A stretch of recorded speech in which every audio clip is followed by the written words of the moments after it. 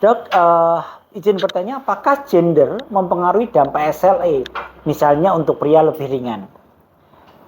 Bapak Ibu sekalian, yang pertama sebetulnya kalau sudah terserang SLE maka saya kira tidak perlu terlalu gelisah memikirkan apakah saya lebih ringan atau saya lebih berat gitu. Yang pertama itu, karena itu nanti menjadi stres psikisnya bertambah gitu.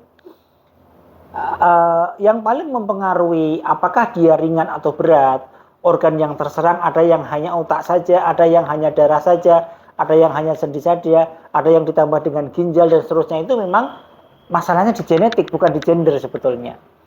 Jadi ada yang genetiknya itu lupusnya berat, ada yang genetiknya lupusnya ringan gitu. Jadi tidak sama antara masing-masing orang. Sama-sama menderita lupus SLE, tetapi yang satu ringan, yang satu berat. Yang satu hanya darah, yang satu ginjal gitu. Maka itu adalah masalah genetik. Jadi sudah dari sananya tidak bisa kita untuk mengotak-atik genetik ini gitu. Tentang pria apakah lebih ringan? Secara teori mestinya iya gitu. Karena salah satu pemicu flare dari SLE adalah hormon estrogen.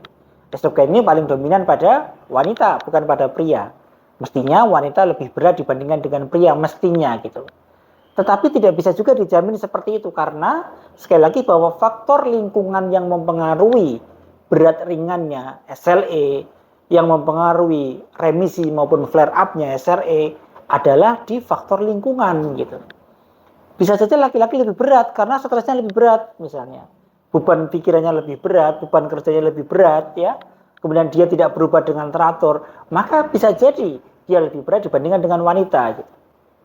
Maka ini yang mesti diperhatikan. Jadi menurut saya yang paling baik adalah tidak usah terlalu memikirkan apakah saya lebih berat atau lebih ringan, tetapi lakukan pengobatan dengan teratur, konsultasi dengan teratur, dan pola hidup serta pola makan yang sehat harus terus digalakkan.